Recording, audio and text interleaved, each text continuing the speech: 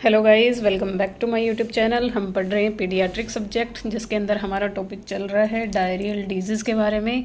तो हमने intro, definition, causes, sign symptom आपके पढ़ लिए थे। हम आए हुए थे आपके डायग्नोसिस के ऊपर। ठीक है, डायग्नोसिस में हमने पढ़ा था कि डिहाइड्रेशन को चेक करने के लिए हम पिंच टेस्ट करेंगे।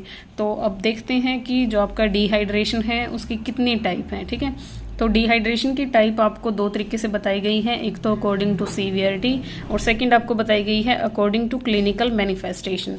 तो सबसे पहले शुरू करते हैं सीवियरिटी के अकॉर्डिंग। जो आपका डायरिया है वो कितने तरह का होता है। तो सीवियरिटी के अकॉर्डिंग आपका जो डायरिया है वो 3 तरह का होता है, माइल्ड, मॉडरेट और सीवियर। ठीक है, तो माइल्ड जो डिहाइड्रेशन रहेगा उसके अंदर आपका क्या रहेगा, बॉडी से फ्लूइड लॉस होगा। डिहाइड्रेशन का मतलब क्या, बॉडी से फ्लूइड का लॉस होना। तो कितने परसेंट आपकी बॉडी से फ्लूइड लॉस हो जाएगा आपका, 2 से 5%। ठीक है, और जो आपका मॉडरेट डिहाइड्रेशन रहेगा इसके अंदर क्या रहेगा, बॉडी से जो फ्लूइड लॉस रहेगा वो 6 to 9% हो जाएगा आपका। और सीवियर डिहाइड्रेशन आपको कब देखने को मिलेगा, जब more than 10% of fluid loss हो जाए आपकी बॉडी के अंदर से। ठीक है, तो ये रही आपकी सीवियरिटी के अकॉर्डिंग डिहाइड्रेशन की टाइप। नेक्स्ट हम पढ़ते हैं क्लिनिकल मैनिफेस्टेशन के अकॉर्डिंग आपकी डिहाइड्रेशन की कितनी टाइप होती हैं। तो सबसे फर्स्ट है आइसोटोनिक डिहाइड्रेशन, सेकंड है आपकी हाइपरटोनिक डिहाइड्रेशन, थर्ड है आपकी हाइपोटोनिक डिहाइड्रेशन। तो देखिए, जो आइसोटोनिक डिहाइड्रेशन है इसके अंदर क्या होता है, जो आपका वाटर और इलेक्ट्रोलाइट का जो लॉस है वो इसके अंदर आपको इक्वल अमाउंट में देखने को मिलेगा। ठीक है, इक्वल ही बॉडी से वाटर लॉस होगा और इक्वल अमाउंट में ही आपके इलेक्ट्रोलाइट का लॉस होगा। तो बॉडी के अंदर आपको हाइपोवोल्यूमिया देखने को मिलेगा। उसको आप कैसे ट्रीट करोगे, आइसोटोनिक सॉल्यूशन के साथ। ठीक है, आइसोटोनिक जो सॉल्यूशन होते हैं उनका एग्जाम्पल है आपका नॉर्मल सलाइन और रिंगर लैक्टेट, RL जिसको आप बोलते हो। ठीक है, तो ये आपके एग्जाम्पल हैं। इस हेल्प से आप क्या करोगे, इस वाला जो डिहाइड्रेशन है इसको ट्रीट करोगे। नेक्स्ट है आपका हाइपरटोनिक डिहाइड्रेशन। हाइपरटोनिक डिहाइड्रेशन के अंदर आप क्या होता है आपका, इसके अंदर जो वाटर लॉस है वो आपका ज्यादा होगा as comparison to electrolyte loss. ठीक है, वाटर का लॉस ज्यादा होगा, वाटर का लॉस होगा तो आपकी जो सेल होंगी वो क्या हो जाएंगी, श्रिंक, सिकुड़ जाएंगी। ठीक है, और ऐसे डिहाइड्रेशन को ट्रीट आप कर सकते हो हाइपोटोनिक सॉल्यूशन के साथ। ठीक है, इसका एग्जाम्पल रहेगा आपका 0.5 नॉर्मल सलाइन, 0.45 जो आपका परसेंट नॉर्मल सलाइन है वो इसके अंदर आप यूज करोगे। नेक्स्ट है आपका हाइपोटोनिक डिहाइड्रेशन। हाइपोटोनिक डिहाइड्रेशन के अंदर क्या होगा, एक्सेस इलेक्ट्रोलाइट आपके लॉस हो जाएंगे। ठीक है, तो इलेक्ट्रोलाइट लॉस हो जाएंगे, वाटर का जो लॉस होगा वो थोड़ा कम देखने को मिलेगा एज कंपैरिजन टू इलेक्ट्रोलाइट। तो इसके अंदर क्या रहेगा, सेल के अंदर स्वेलिंग आपको देखने को मिलेगी और इसको आप ट्रीट करोगे हाइपरटोनिक फ्लूइड के साथ। ठीक है, हाइपरटोनिक फ्लूइड के एग्जांपल्स आपको बताती हूँ मैं, वो है आपके DNS और NS। ठीक है, 5% DNS आपको बताया गया है, डेक्सट्रोज नॉर्मल सलाइन इसकी फुल फॉर्म है, और 3% NS का मतलब क्या है आपका, नॉर्मल सलाइन। तो ऐसे आप इनको ट्रीट करोगे। और ये आपकी टाइप्स हैं डिहाइड्रेशन की अकॉर्डिंग टू सीवियरिटी और according to clinical manifestations. Next हम पढ़ेंगे मैनेजमेंट ऑफ डायरिया। ठीक है, हम डायरिया की जो मैनेजमेंट है वो देखिए आपको कब या कैसे करनी चाहिए।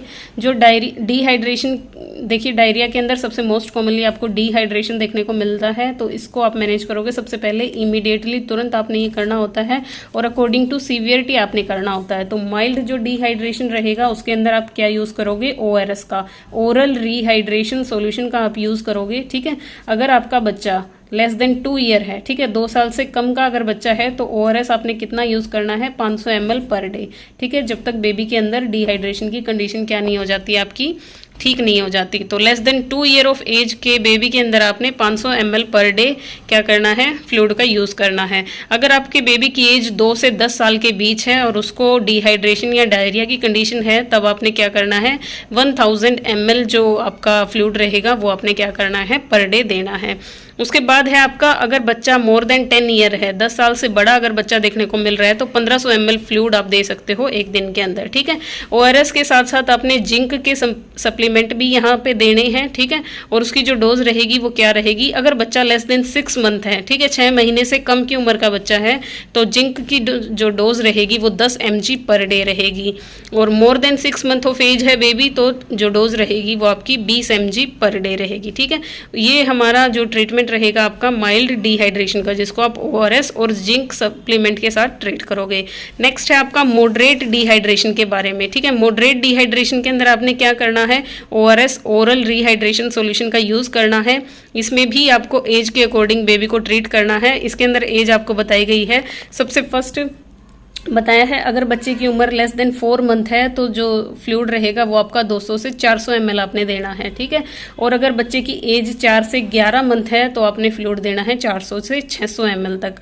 12 से 23 महीने का बच्चा है आपका, यानी 1 से 1.5 साल तक के या 1.25 साल तक के बच्चे को आप कितना दोगे, 600 से 800 ml फ्लूइड दोगे। 2 से 14 साल का अगर बच्चा रहेगा तो आपका 800 से 1200 ml फ्लूइड आप उसको दोगे। 5 से 14 साल की उम्र का अगर बच्चा है तो 1200 से 2200 ml उसकी बॉडी के अंदर आप क्या करोगे, फ्लूइड को मैनेज करोगे। 7 से 15 साल का बच्चा है तो जो फ्लूइड अमाउंट रहेगा वो आपका मोर देन 2200 ml रहेगा, ठीक है। तो देखिए जैसे जैसे एज बढ़ती है हमारी बॉडी में ब्लड वॉल्यूम भी बढ़ता है, ठीक है, और जितनी एज होगी उतना ही फ्लूइड लॉस रहेगा। इसीलिए उसको मैनेज करने के लिए आपने क्या किया है, फ्लूइड इतना आपने ORS सॉल्यूशन दिया है। उसके बाद देखिए स्टूल रिप्लेसमेंट भी आपने करना है, यानी अगर बच्चा दिन में 3 बार 4 बार 5 बार जितनी बार भी स्टूल कर रहा है तो पर स्टूल आपने क्या करना है, 10 से 20 ml फ्लूइड एक्स्ट्रा आपने पर kg बच्चे के वजन के अकॉर्डिंग क्या करना है। ये तो हम पढ़ रहे थे उसकी एज के अकॉर्डिंग हमने इतना फ्लूइड देना है, प्लस में स्टूल रिप्लेसमेंट भी आपने करना है फ्लूइड का। जैसे देखिए पर लूज स्टूल पर kg 10 से 20 ml फ्लूइड आपने क्या करना है, जो भी आपका बच्चा रहेगा उसको प्रोवाइड करवाना है। तो ये हमारा ट्रीटमेंट है मॉडरेट डिहाइड्रेशन के लिए। नेक्स्ट हम पढ़ते हैं सीवियर डिहाइड्रेशन। अगर बच्चे के अंदर यानी more than 10% of fluid loss बच्चे की बॉडी के अंदर आपको देखने को मिल रहा है, तब आप क्या करोगे, तब आपको IV फ्लूइड थेरेपी की जरूरत पड़ेगी। अब तक हम क्या कर रहे थे, हम ओरल फ्लूइड थेरेपी चला रहे थे, लेकिन अब आपने क्या करना पड़ेगा, IV लाइन को शुरू करना पड़ेगा, इंट्रावेनस आपने फ्लूइड देना पड़ेगा, ठीक है। और फ्लूइड मोस्ट कॉमनली जो यूज़ किया जाता है IV लाइन में वो रहता है आपका RL रिंगर लैक्टेट जो सोल्यूशन है वो आपका यूज़ किया जाता है। लेकिन अगर ये अवेलेबल नहीं है तो आप क्या कर सकते हो, नॉर्मल सलाइन को इसकी जगह यूज कर सकते हो, ठीक है। अब इसके अंदर भी आपको 2 कंडीशन बताई गई है। एक तो बच्चा अगर 2 साल से कम की उम्र का है, और दूसरी कंडीशन है अगर बच्चा आपका 2 साल से ज़्यादा की उम्र का है, तब आपने क्या करना है। तो इसके अंदर भी जब अगर बच्चा 2 साल से कम की उम्र का है और उसके अंदर सीवियर डिहाइड्रेशन आपको देखने को मिल रहा है, तो सबसे फर्स्ट जो डोज रहती है जिसको आप लोडिंग डोज बोलते हो, जो आपकी ज़्यादा उसमें होती है। देखिए लोडिंग डोज आप कितनी करोगे, 30 ml पर kg ओवर 1 आवर, ठीक है।